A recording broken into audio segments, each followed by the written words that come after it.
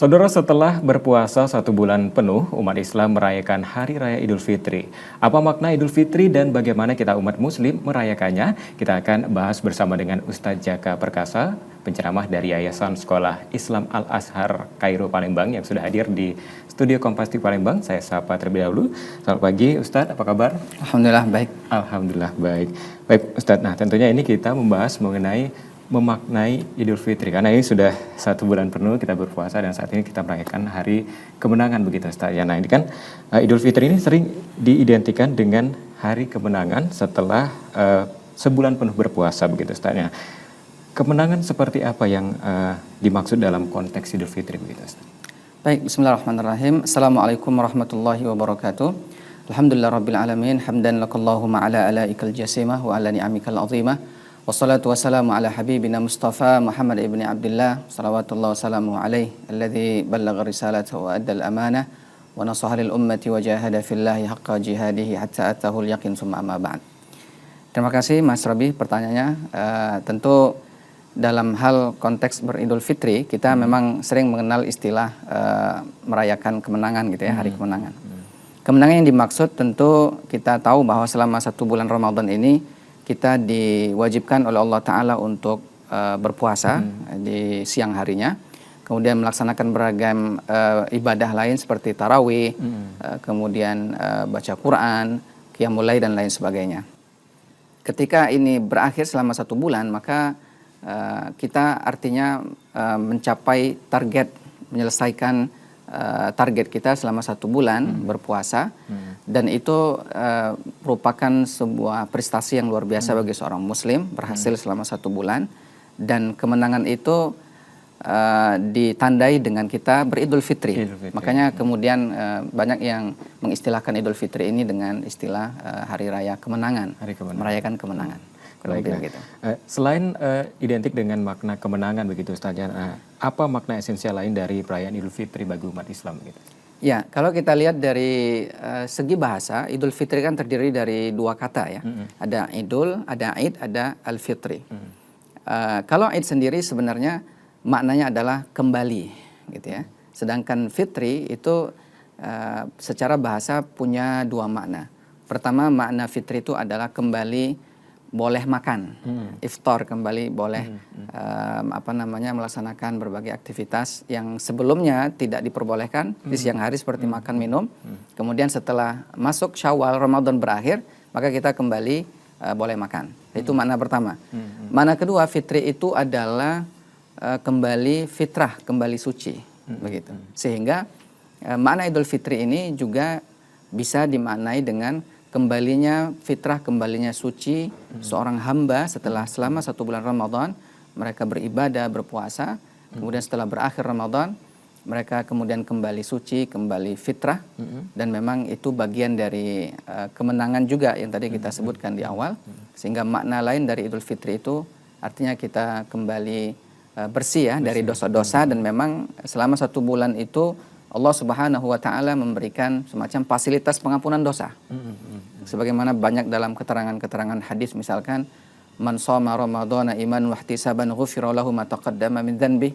Orang yang di siang harinya puasa, maka itu fasilitas yang Allah berikan untuk pengampunan dosa. Asal syaratnya dilakukan dengan cara yang benar, dengan keimanan yang penuh. Malam harinya juga sama. Redaksi hadisnya juga nyaris persis sama. Dalam hadis Nabi bersabda, man qama ramadhan iman wa ihtisaban ghufira lahu ma taqaddama min dzanbi. Mereka yang qiyamul lail, tarawih di malam hari, tahajud, itu pun juga akan menjadi fasilitas pengampunan dosa buat seorang hamba. Karenanya wajar jika kemudian setelah Ramadan berakhir, dosa-dosanya diampuni, artinya dia kembali fitrah. Itulah makna dari Idul Fitri, kembali fitrah, kembali suci. Oke. Gitu. Nah Ustaz, ini kan sebenarnya juga menjadi sebuah perayaan begitu Ustaz. Nah sebenarnya kita sebagai umat muslim begitu Ustaz, bagaimana cara untuk lebih mendalami begitu, bagaimana dengan arti dari Idul Fitri ini, karena agar tidak hanya sekedar seremonial saja begitu Ustaz. Iya, betul. Jadi Idul Fitri ini kan bagi muslim tidak hanya sebatas kegiatan tahunan gitu ya, yang tiap tahun dilaksanakan di 1 Syawal. Tapi tentu bagi kita Idul Fitri ini merupakan momen yang sangat istimewa, sehingga Nabi memberikan semacam apresiasi dan keistimewaan tersendiri di satu Syawal yang menjadi hari raya kaum muslimin. Ya, selain Idul Adha dan juga hari Jumat gitu. Maka kita sebagai muslim, sebagai umatnya Nabi harus tentu bisa memaknai Idul Fitri ini dengan cara yang terbaik.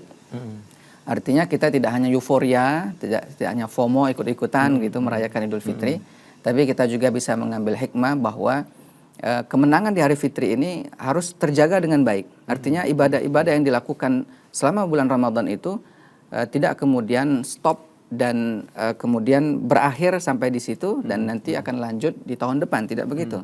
Karena ada kontinuitas ya. Betul. Dari ibadah yang dilakukan. Kalaupun memang secara puasa wajib seperti Ramadan memang tidak ada di luar bulan Ramadan ya.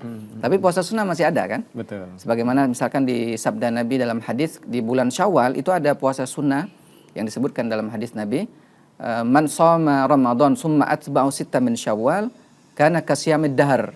Orang yang puasa Ramadan 1 bulan full, kemudian dia lanjut puasa sunnah 6 hari di bulan Syawal, maka seperti dia melaksanakan puasa wajib selama 1 tahun. Seperti dia melaksanakan puasa selama 1 tahun.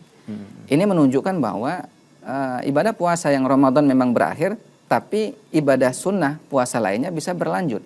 Bahkan di bulan Syawal, setelah 1 Syawal kita melaksanakan Idul Fitri, kita kemudian bisa melanjutkan dengan puasa sunnah yang artinya Idul Fitri yang kita laksanakan itu tidak menghentikan ibadah kita, namun justru menjadi trigger, menjadi penyemangat kita untuk lanjut semakin taat kepada Allah Ta'ala. Nah Ustadz tadi kan mengatakan bahwa ini adalah kembali fitrah begitu Ustadz. Nah ini sebenarnya mungkin saya pribadi begitu ya Ustadz ya, kiat-kiatnya mungkin untuk agar kita ini benar-benar bisa untuk mendapat barokahnya dan juga kembali fitrah ini seperti apa? Mungkin ada sedikit koreksi di puasa sebelumnya, apakah ada yang terlupakan begitu Ustaz ya, agar kita benar-benar bisa kembali fitrah begitu Ustaz. Seperti apa Ustaz? Jadi fitrah itu sebenarnya kan Allah Subhanahu wa taala misalkan sudah berfirman dalam Al-Qur'an, fa'aqim wajhaka lid-dini hanifa fitratallahi allati fataran nasa 'alaiha.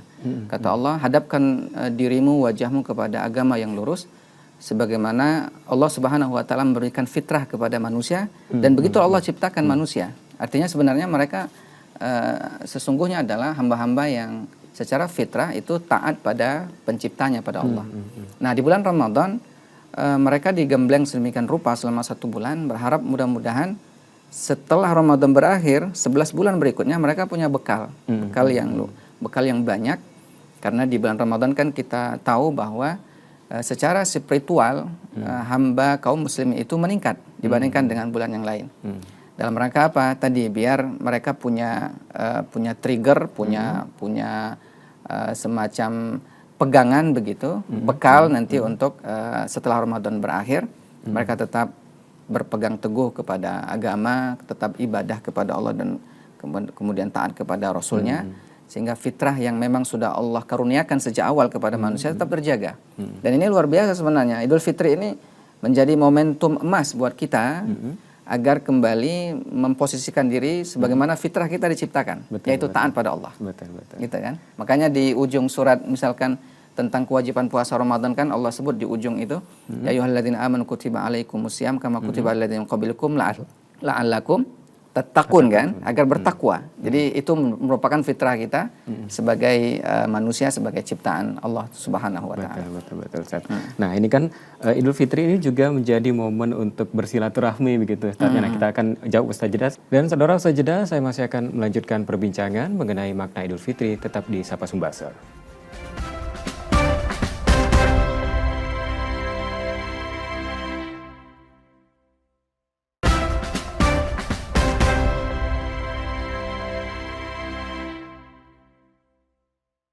Terima kasih Anda kembali menyaksikan Sapa Sumbaksel, saudara, dan masih bersama saya Ustadz Jaka Perkasa, penceramah dari Yayasan Sekolah Islam Al-Azhar Kairo Palembang. Baik Ustadz, kita lanjutkan lagi ini tentunya masih terkait dengan memaknai Idul Fitri begitu saya. Nah, tadi saya katakan bahwa Idul Fitri ini juga menjadi momen untuk bersilaturahmi begitu saya. Nah, ini bagaimana Islam memandang pentingnya memaafkan dan bagaimana kita dapat mengimplementasikannya dalam kehidupan sehari-hari Ustadz. Oke.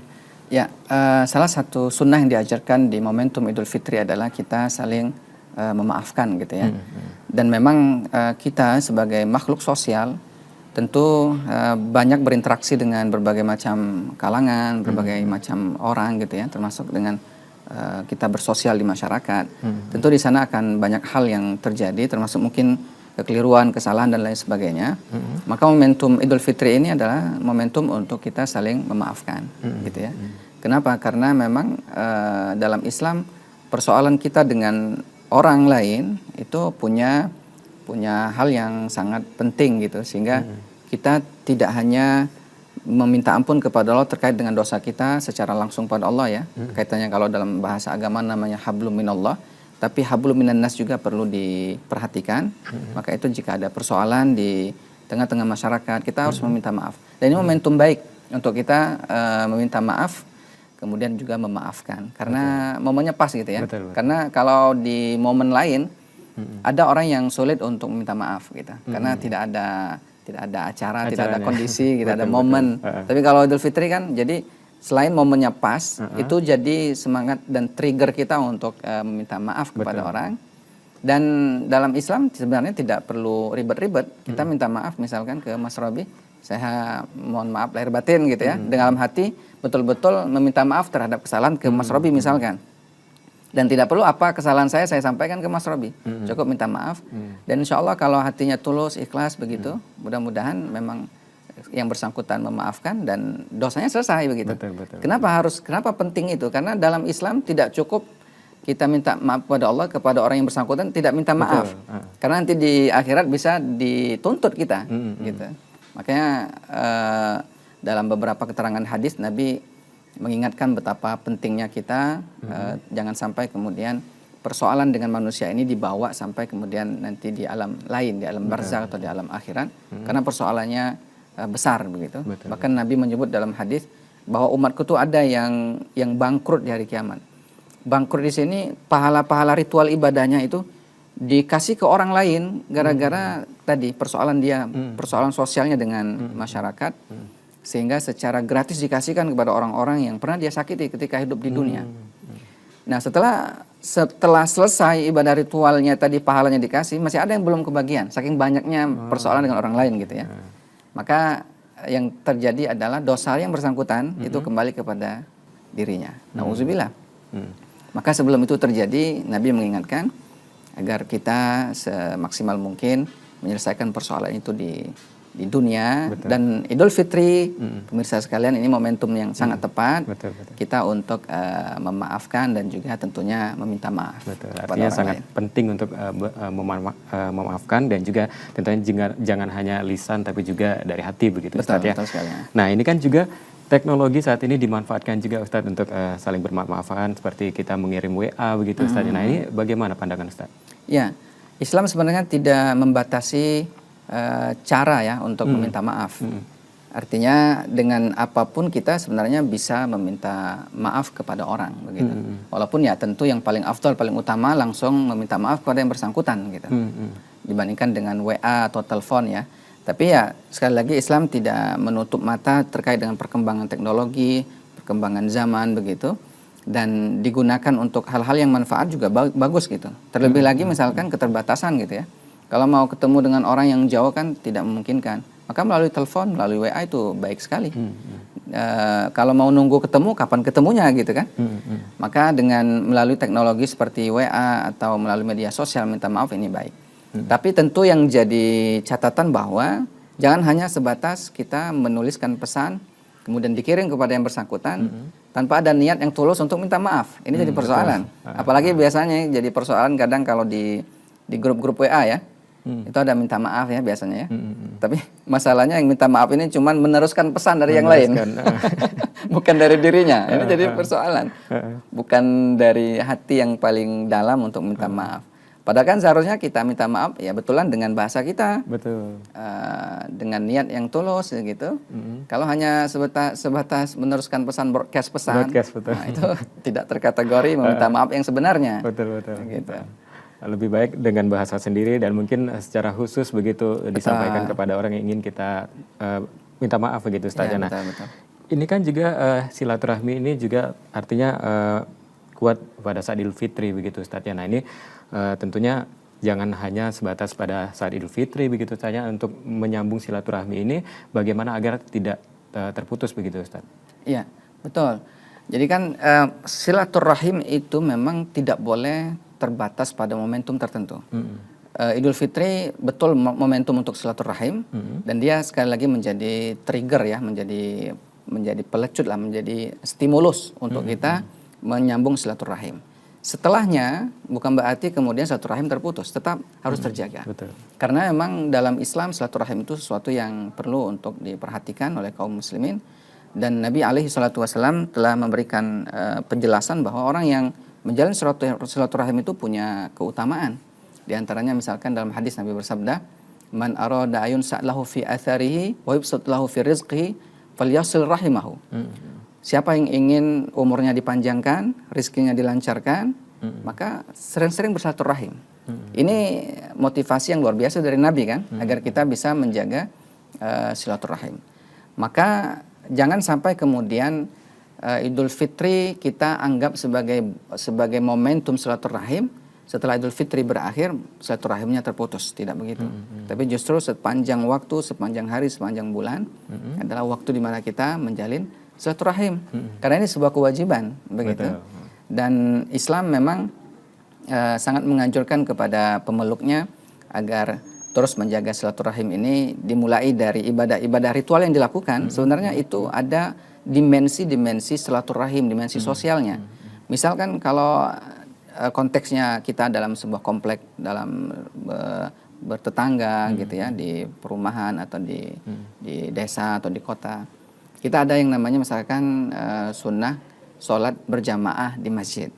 Itu konteksnya tidak hanya ritual ibadah sholat berjamaah, tapi di situ ada unsur silaturahimnya, ya kan? Ada unsur sosialnya. Kita ketemu di masjid, kemudian setelah sholat berjamaah kita ngobrol dengan tetangga, dengan teman, yang mungkin kalau sehari-hari kita tidak ketemu, karena kan rata-rata orang kalau kerja kan pagi, pulangnya malam begitu. Kesibukan masing-masing. Iya, sibuk masing-masing. Maka kalau momentum di masjid ketemu, Masya Allah, ternyata tetangga sebelah nih. Betul. Ya kan, tetangga ternyata masih satu komplek begitu. Dan akan muncul berbagai macam kegiatan yang mempererat hubungan silaturahim.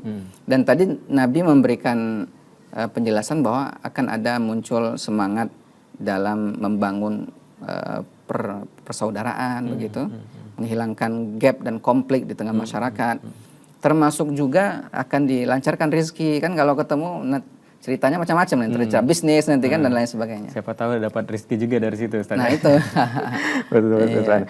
Nah ini kan Ramadan sudah berlalu begitu Ustaz. Banyak orang yang juga merasa sedih begitu karena kita sudah melewati ya bulan Ramadan ini. Nah begitu. Nah bagaimana kita dapat menjaga begitu ya semangat dan kebaikan Ramadan ini tetap hidup setelah Idul Fitri?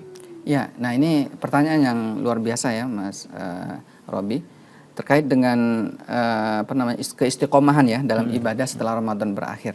Ada sebuah kalimat yang diucapkan oleh ulama kita tentang terkait dengan relate dengan pertanyaan tadi. Kata para ulama, kun rabbaniyan wala takun ramadaniyan. Jadilah hamba Allah, jangan menjadi hamba Ramadan. Karena ada sebagian orang yang kalau ibadah tuh ya cukup Ramadan saja gitu. Setelah Ramadan berakhir juga ibadahnya gitu. Ngajinya Ramadan berakhir, ngajinya berakhir pula, stop gitu. Sholatnya, puasanya. Padahal tadi udah kita sampaikan bahwa ternyata ibadah setelah Ramadan berakhir tetap jalan, dan justru menjadi penyemangat untuk 11 bulan berikutnya untuk ibadah. Kayak puasa tadi kan lanjut dengan puasa sunnah Syawal. Setelah Syawal berakhir ada puasa Senin Kamis, puasa Ayyamul Bid dan seterusnya. Tarawih memang nggak ada lagi setelah Ramadan berakhir. Tapi ada qiyamul lail lain yang jenisnya berbeda, tapi secara hukumnya sama, yaitu sunnah-sunnah tahajud misalkan.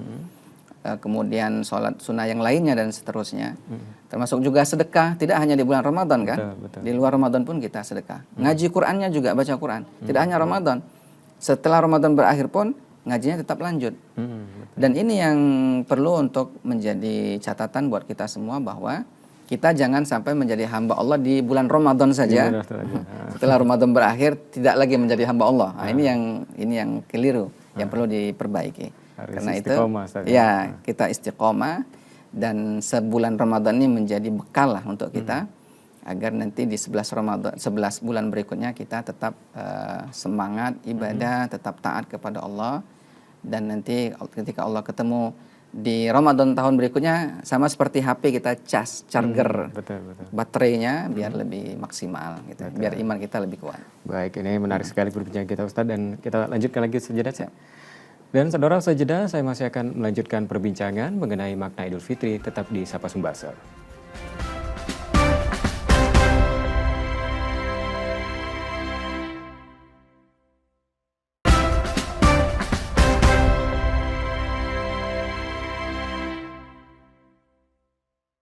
Terima kasih Anda kembali menyaksikan Sapa Sumbaksel, saudara, dan masih bersama saya Ustadz Jaka Perkasa, penceramah dari Yayasan Sekolah Islam Al-Azhar Kairo Palembang. Baik Ustadz, kita lanjutkan lagi, tentunya ini masih terkait dengan memaknai Idul Fitri, Ustadz ya. Nah, ini kan semangat menyambut Idul Fitri ini juga terkadang membuat kita menjadi konsumtif begitu, Ustadz ya, seperti membeli pakaian baru dan lain-lainnya begitu. Nah, bagaimana pandangan Islam terhadap ini, Ustadz? Iya. Sebenarnya dalam Islam kita tidak ada larangan untuk membeli pakaian baru ketika Idul Fitri. Dan bahkan Nabi menganjurkan kalau Idul Fitri itu kita menggunakan pakaian terbaik gitu. Betul. Dan di antara pakaian terbaik itu misalkan beli baju baru begitu, beli pakaian baru, dan ini tidak masalah, dan justru kalau tidak berlebihan justru ini menjadi salah satu sunnah karena bagian dari euforia dan kebahagiaan kita menyambut Idul Fitri. Betul. Tapi kalau sudah berlebihan misalkan yang tadi istilahnya konsumtif ya, maka ya ini tentu bertentangan dengan syariat dan ajaran Islam. Karena kalau istilah konsumtif itu kan lebih kepada pemborosan ya, berlebihan, berfoya-foya. Dan dalam Islam kan berlebihan itu suatu yang tidak dibenarkan. Bahkan firman Allah di Al-Qur'an itu menyebutkan wala tubadzir tabdzira innal mubadzirina kanu ikhwana syayatin. Jangan mubazir, jangan berlebih-lebihan. Karena yang mubazir ini adalah orang yang dekat atau berteman dengan setan. Nah, maka konsepnya, prinsipnya bahwa silakan beli pakaian, beli baju baru, asal sesuai dengan kebutuhan, begitu, sesuai dengan kondisi dan keadaan. Yang tidak punya baju baru pun bukan berarti nggak bisa beridul fitri, bukan berarti tidak bisa berlebaran. Karena ada sebuah kalimat juga yang indah disebut oleh ulama, laisal id liman labisal jadid, walakinnal id liman taqwahu yazid. Idul Fitri, hari raya Idul Fitri itu tidak hanya bagi mereka yang ada baju baru, tapi Idul Fitri yang sesungguhnya adalah bagi mereka yang takwanya bertambah, begitu. Maka perlu dipahami bahwa baju baru bukan sesuatu syarat dan kewajiban dalam Idul Fitri, tapi silakan bagi yang mampu dan punya kesempatan dan punya dana untuk membeli baju baru, bagus ya. Tapi bagi yang mungkin belum punya kesempatan untuk beli baju baru, jangan khawatir, karena Idul Fitri untuk semua. Ya gitu, khususnya bagi mereka yang takwanya bertambah. Ya, karena ada juga zakat fitrah tadi, karena ini juga momentum untuk kita berbagi juga. Betul sekali. Sama Ustadz. Iya, betul. Nah, ini kan di Indonesia ini kerap terjadi perbedaan penentuan Idul Fitri, Ustadz. Nah, ini bagaimana kita menyikapinya, Ustadz? Iya, terjadi perbedaan ini hal yang sangat lumrah ya di kita di Indonesia. Penentuan Idul Fitri, 1 Syawal, penentuan Ramadan, ini sesuatu yang sudah sering terjadi di kita di negara Indonesia. Dan hal yang terjadi perbedaan ini perlu kita sikapi dengan cara yang bijak. Artinya kita menghormati perbedaan yang terjadi karena semua punya metode masing-masing. Baik ru'yat hilal ya, pemantauan anak bulan begitu, atau yang dengan metode hisab begitu, astronomi dan lain, penghitungan astronomi dan sebagainya, itu punya dasar masing-masing. Dan kita memang alhamdulillah di Indonesia ini sangat terkenal dengan saling menghargai. Betul. Perbedaan. Jangankan internal Islam ya, internal, eksternal, keluar dari agama Islam yang non Muslim sekalipun kita sangat toleran begitu. Masa kita yang dalam internal sesama Muslim tidak toleran? Betul. Maka hal ini saya kira tidak jadi persoalan, tinggal kita saling memahami dan saling menghormati. Jika ada yang duluan Idul Fitrinya, ya kita ucapkan selamat begitu. Ya, yang belum misalkan, ya tetap bersabar karena dia belum berakhir, berarti Ramadannya begitu. Jadi saling menghormati dan Indonesia sampai hari ini insya Allah tetap terdepan lah dalam hal toleransi, baik eksternal maupun internal dalam agama Islam itu sendiri. Baik. Terakhir Ustadz, ini ada pesankah terhadap saudara di rumah begitu, atau nasihat begitu Ustadz untuk saudara di rumah untuk menyikapi atau memaknai Idul Fitri tahun ini? Silakan Ustadz. Ya, baik. Jadi kaum muslimin, para pemirsa Kompas TV yang dimuliakan Allah, Mas Rabi yang saya hormati, memang Idul Fitri ini sekali lagi momentum yang sangat sakral gitu ya dalam pandangan Islam. Maka kita pertama tentu sangat dianjurkan untuk berbahagia dengan cara kemudian kita sholat Idul Fitri, kemudian memakai baju yang terbaik dan seterusnya. Kita euforia, kita bahagia karena selama 1 bulan Ramadan kita berhasil gitu melaksanakan target-target ibadah kita. Kemudian Idul Fitri datang, kita berbahagia. Kemudian yang kedua, yang paling penting juga bahwa momentum Idul Fitri ini adalah momentum kita untuk saling memaafkan. Terutama kita sendiri, kita fokuskan diri kita untuk meminta maaf kepada orang lain, semaksimal mungkin langsung kepada yang bersangkutan. Jika tidak memungkinkan, ya bisa dengan melalui WA, kemudian media sosial, telepon dan lain sebagainya. Tentu ini adalah momentum emas untuk kita berikhtiar meminta maaf kepada orang lain. Karena sekali lagi Islam sangat menyarankan kepada kita agar tetap menjaga silaturahim. Jika ada persoalan segera kemudian diselesaikan, dicari solusi, dan diantara caranya adalah meminta maaf. Kemudian yang ketiga, Idul Fitri ini juga momentum untuk kita berkontemplasi, bermuhasabah, introspeksi diri, bahwa Ramadan selama 1 bulan jangan kemudian menjadikan diri kita stop untuk melakukan ketaatan kepada Allah. Justru ketika Syawal datang, ketika Idul Fitri hadir, kita siap-siap untuk lanjut selama 11 bulan berikutnya memberikan ibadah terbaik kepada Allah. Jadi puasa yang kita lakukan di bulan Ramadan tidak kemudian berakhir di situ, walau memang secara hukum puasa Ramadan hanya di bulan Ramadan, tapi puasa sunnah tetap kita lanjutkan.